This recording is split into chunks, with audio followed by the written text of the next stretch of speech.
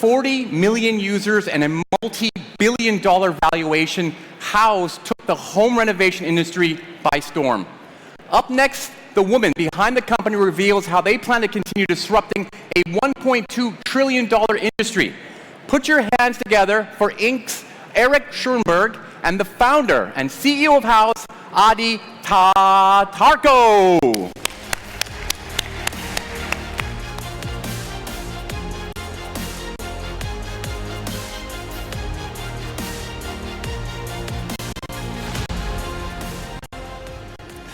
Good afternoon, everyone, and welcome to this session where we interview a very special entrepreneur. Now, you know the standard issue entrepreneur origin story where an entrepreneur solves a problem that affected him or her personally. So if that's the standard issue, then Houzz has a standard issue origin story. But that is the only thing about this company that is conventional.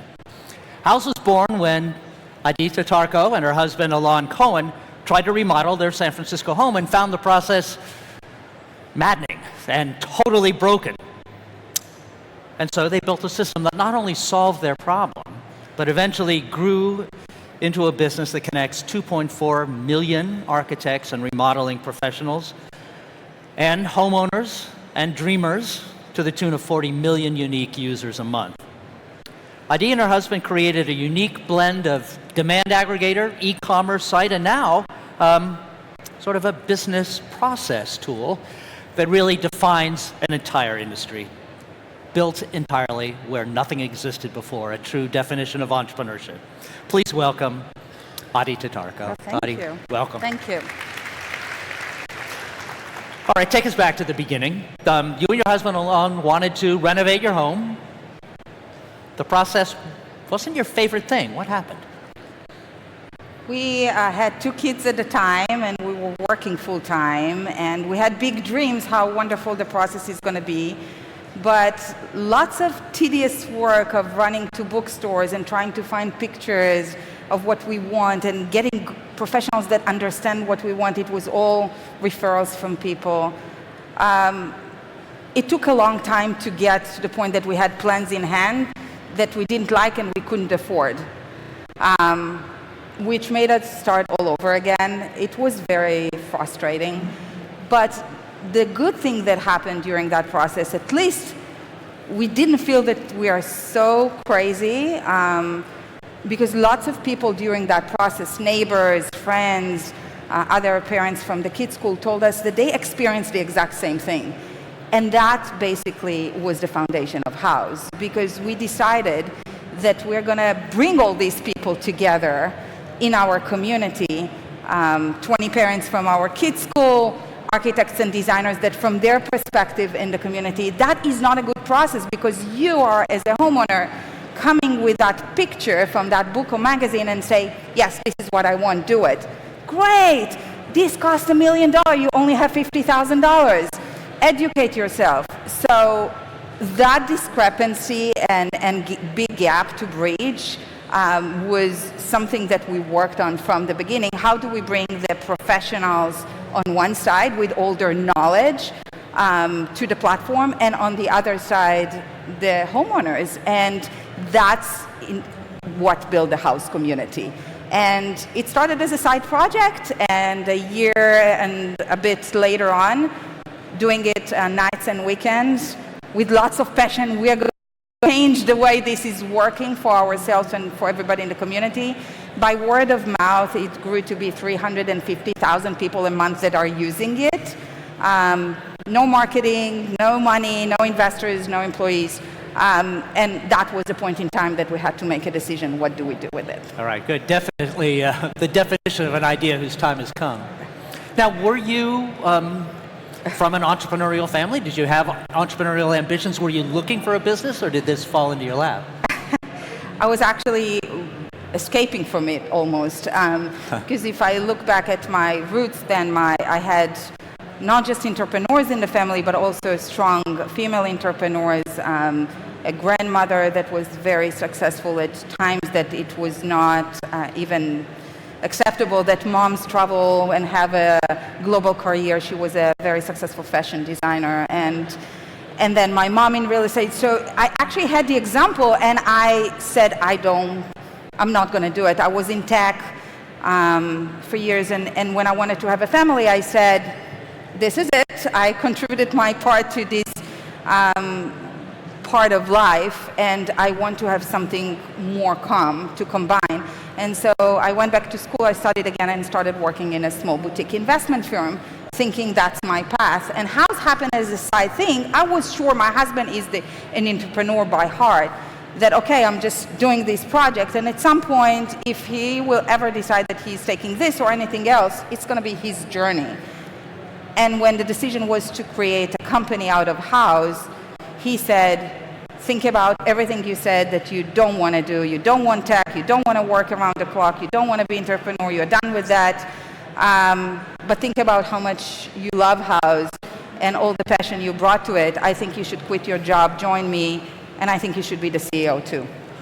Wow. So that was something that I had to decide. It wasn't something I thought I'm going to do, but in retrospect, I'm so happy I did, because I'm very fortunate to be part of this imaginary, just really wonderful journey.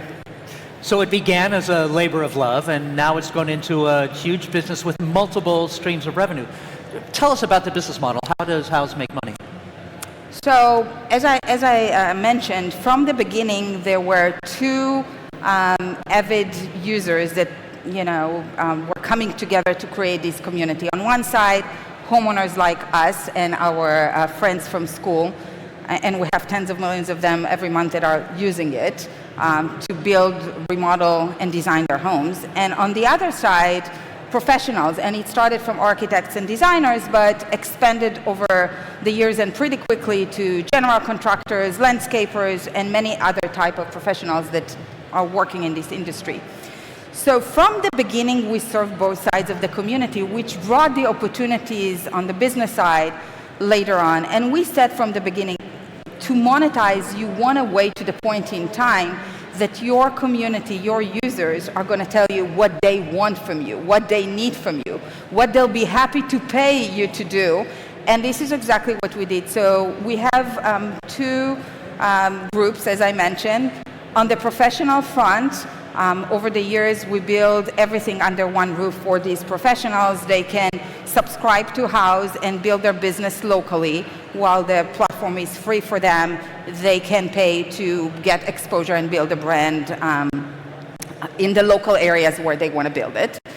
They can, with the SaaS edition that we added a year ago, they can manage their entire business. We acquired Ivy, we expanded it, and they can basically, from giving proposals to clients to manage the whole process with them, with the pictures and sourcing the products, to billing afterwards, manage everything on the platform. And they can also source the products for the clients through our commerce platform. On the homeowner side, and the professional, I just want to make it clear why they are there. From the beginning, they came and they were so excited to be part of it, because finally they have this exposure to homeowners from their area and all over the country and all over the world, and that's exactly what they want, to build their brand and be in front of people who appreciate and are looking for pros like them. And homeowners were gravitated towards this platform from the beginning because they love the idea that the high quality images, and today we have 18 million of them, comes with all the data attached to it. So from the first day, building it as a technology platform, users understood what they see and asked the question, the pro, what are the dimensions, what are the materials, where did you get it, can I hire you, which is great.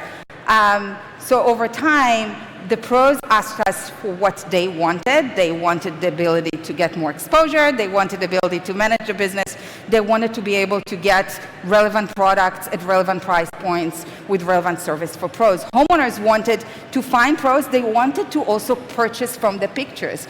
We used to get phone calls to the office that asked us, do you ship this bathtub to Ohio or to Alaska or to Hawaii? And I said, because we tagged the images from day one, mobile and web, and people saw the source, but they couldn't get it from Houzz, which built the marketplace. So the two major streams are coming either from the pros with all the tools and what they pay us for, or from the homeowners that are also capable, on top of finding pros on Houzz, to purchase the products directly from the platform. Okay. And we have many millions of products, and it's just serving what they want us to do, what's build the business on all fronts. That's a great way to find the model. You talked a lot about the business management tool called Ivy, which you acquired about a year ago. We actually have some video, I believe, of how the tool works. Yes, so Ivy is an amazing tool and platform that we acquired about a year ago, a little bit over a year ago. And these are two phenomenal founders, actually also female founders, and they realized that designers in this industry work very manually with spreadsheets and invoices and how they are sourcing. Yes, and Ivy is basically a SaaS, the software that is allowing them to manage their entire business on Houzz. So now not just they get the clients from Houzz, they can also manage the entire project on Houzz, build the clients, show them the board, source for them, communicate with vendors, manage their time, bill for their time, everything under one roof. And actually today, we announced that we are expanding Ivy outside of the US to Canada, Australia, and the UK, which is really exciting because since we acquired them in March 2018, we more than doubled the number of pros.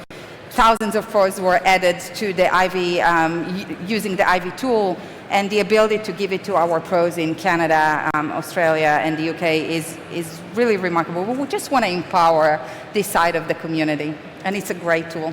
Well, congratulations and welcome to Canada. Thank you, yes, Canada today. How many employees do you have now at Houzz? 1,800. 1,800. So Alon and me plus another few people, yeah. So you went from being a reluctant entrepreneur to being the boss of 1,800 people. So I'm that's not the a boss. journey. We are all partners, and they are not employees, they are Houzzers. But I really feel like this. I feel that it's, you know, an amazing, talented team that we got the opportunity to work with, and each one of them is responsible for something remarkable we're doing for so many people. We are very, very involved day to day with all these people, and I learned something new from another Houzzer every single day. We interviewed, the first few years, Alon and I spent 50% of our time interviewing people. This is how much we care about it. So yeah, it's a journey, and if you are going through this journey with great people, it's making it much more fun. In the Houzz journey, was there a turning point, a milestone, a point at which you knew that this was really going to work? Was it raising a round? Was it crossing a milestone? I actually don't think that there is a moment that you think it's going to work. Every day there is a new challenge, and every day you don't know if what you're trying that's going to work, or it's going to be something that you'll need to kill, or there were lots of milestones, and from the early days where, before we even turned it into a company, when one of the moms, the original moms from school, called me so excited, her name is Catherine, that her sister in Oregon, we live in California, called her so excited because she just bought her first home, and the realtor told her that she had a secret weapon to remodel this house, and she's going to introduce her to the best tool ever, an app called Houzz. And she knew Catherine, her sister in California, loves home remodeling and design. She said, I'm going to show you something you're going to be stunned by, you're going to love it so much. And Catherine's telling me, and she dares to tell me about Houzz while I'm one of the first users. But she said, Adit, do you realize that a realtor in Oregon, and again, this is pre-creating a real company from it, is telling their clients about Houzz? So she said, maybe you see it on Google Analytics or in your tools that you have users from other places, but they're real. My sister is real. And so you had lots of great moments like this, and other moments where you kind of doubt if what you're doing is actually the right thing. As I said, it's a roller coaster. And it's the journey. To keep that kind of loyalty going and that kind of love flowing from your customers to you, you need to keep innovating. And one of them that you showed me just recently backstage is a 3D tile tool, which is really fascinating. We might have some video that we could play for that too. So ARKit, we launched it, View in My Room. The ability, the next phase of how we empower beyond the pictures that we show people was to create technologies that will show them how things will look visually in their room in 3D. And the recent feature is actually specific to tile. We have lots of users that are renovating kitchens and bathrooms, and tile is a big product and very important one. So the ability to place the tile in your own room, and then from there measure exactly how many pieces you need, and from there put it in your cart and get it, that became a great tool for people to have the confidence, one, how it's going to look like, and two, how much they need not to buy too much or too little, and then immediately purchase it. So these type of technologies are really loved and adopted widely by our community over the years, and definitely this is a new one that they really appreciated and asked for. You've achieved success at a level that most entrepreneurs can only dream of. How has that success changed your life? Well, I'm still very appreciative for being part of this journey, and I'm still juggling between, now I have 3 kids and the company. I think you get perspective and you learn you learn a lot every day, obviously, because you work with so many amazing people on so many different things, but you learn what's important both at home and at work, and how you manage your time and how you prioritize. You learn how to be optimistic and how to let the bad vibe go, how to focus on something that you want, create a path to get there, and it's milestone after milestone. There is no end goal, it's that journey, but I think I learned a lot as an individual, and actually the fact that I'm combining both, I think, is making me more alert and more efficient. And at the end of the day, if you choose something you're passionate about, everything can work. I also learned, don't declare what you are not going to do. There are so many things that I said, I'm not going to do that. I'm not going to work in tech. I'm not going to work 16 hours. I'm not going to do this. And I'm doing all of them. I actually like it most of the times. You need to choose the right thing that you're passionate about and learn to make decisions based on what's right for you from now going forward, or for your business from now going forward, not based on past decisions. I think this is a big learning. Because if I would have said, well, I already said I'm not going to be in tech, and I studied and I invested and I did all this, now I'm going to go and change it again. But yes, I changed it again because it was the right thing to do at that moment going forward. And I don't regret. So you learn a lot from this journey, and you need to enjoy the good stuff, and again, let go, be optimistic. And All right, I'm going to ask you one more philosophical question to end the session. There are a lot of people in this audience, no doubt, who say, I wish I could be like her. I wish I could run a company like Houzz. And they're well aware that statistically, not many people are going to do that. So looking at the odds of success, why do you think you were the one who succeeded when so many others don't? Why you? I definitely think that, I'm fortunate and we're lucky. And I would not lie, luck has a lot to do with it. You need to be in the right place and at the right time. And sometimes people have great ideas and they're brilliant and they have great teams and even funding and they work really hard and the execution is not bad at all. It's just not the right timing yet for that product. So there are lots of things that need to come together.